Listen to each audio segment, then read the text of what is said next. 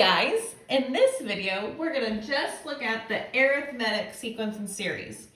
So you just had a look at the difference between arithmetic and geometric, and so today we're just going to look at the one that's adding and subtracting. So because it's adding and subtracting, you're going to have a common difference, which is the letter D, between the numbers in your sequence. So if you have the first term, the second term, third term, fourth term, all the way to the nth term, they're separated by a common difference of D. You know what I'm saying? Okay. So now, if you want to find any term in the sequence, aka the nth term, so n just represents any kind of number. It could be the first term, the fourth term, the 82nd term. You're going to use this formula, where the number of the term that you're looking for is the first term plus whatever the common difference is times the number term minus 1. Whoa. So that's called the explicit formula. That's how you find the nth term. Now we also have something called the recursive formula, and it's represented by any one of these equations. Now the recursive formula gives you plus D no matter which form you choose. This just tells you how you get from one term to the next in the sequence. Okay, now talking about a series is again where you're adding each term together. Now we have two different ways we could use those formulas for the series, and the one that you choose to use depends on what you know. So if you know the first term and the last term that you're looking for, use this formula. If you know the first term and the common difference, use this formula. So depending on what you know is what formula you use. You would get the same answer for both if you know everything. Okay, well let's just get started with some problems, So number 1, determine if the sequence is arithmetic. If it is, find the common difference. Okay, so I'm gonna look at how do I get from 3 to 7? Well, that's plus 4. Is 7 plus 4 11? Yeah, it is. So the common difference D is 4. You're not going to write plus 4. You're just saying what is the common difference. And the difference between 3 to 7 and 7 to 11 is just 4. If it was negative, you'd put the negative, but you do not need a plus sign. Silly. Okay, number 2. To get from 3 to 5 halves, well, 3 would be how many halves? 6 halves? So they're subtracting a half. 5 halves minus a half, oh my gosh, is 4 halves. So that's 2. So yes, D, they're subtracting 1 half. Wow. Okay, now this looks like they're adding 1 each time, but these numbers are exponents. So they're not really adding 1, they're multiplying. And multiplying is not arithmetic. Number 4, to get from 1/4 to 1/2 to 3/4, they're adding a 4th each time.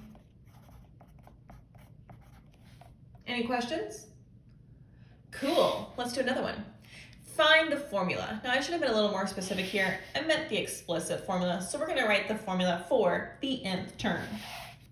So I'm going to say A sub n equals, you start with A sub 1, which they gave me, plus my common difference is D. Well, since it's negative 2, I'm going to change that to minus 2, and then n minus 1. And there's my answer. If I wanted to use this, I would plug in a number for n. So if I wanted the 8th term, I would plug in an 8 right there. But I just want to write the formula. Okay, to do this one, A sub n equals, the first term is 8. And then we have to figure out D. How do you get from one term to the next? Looks like plus 5 to me, and then n minus 1. Okay. Ooh, on this one, they gave us the recursive formula. All that means is, hey sis, that's D. So A sub n, A sub 1 is negative 2, plus the 4 that they gave us, and minus 1. Woohoo! Well, let's take a look-see right here.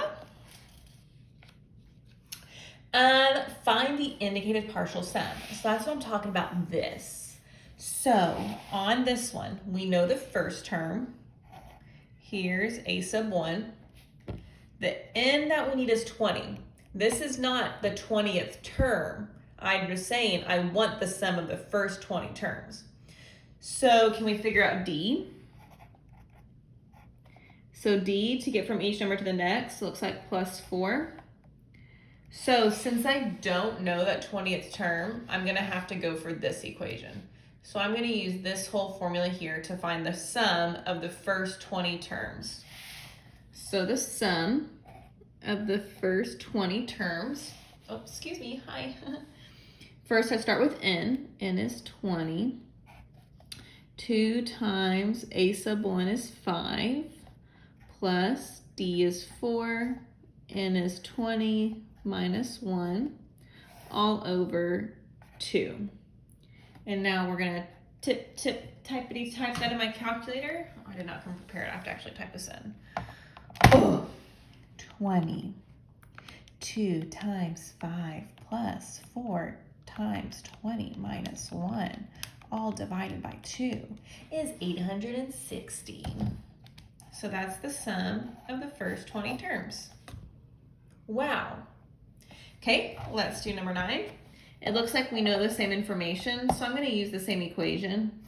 Here's a sub 1. D looks like a negative number this time because it's getting smaller. It's minus 3. I'm looking for the sum of the first 25 terms. So 25, 2 times 8. Oh no. Oh, Hans would get mad that I broke my thing. Sorry. 2 times 17 minus, oh, I was going to write plus. Isn't that crazy? It's negative, sis.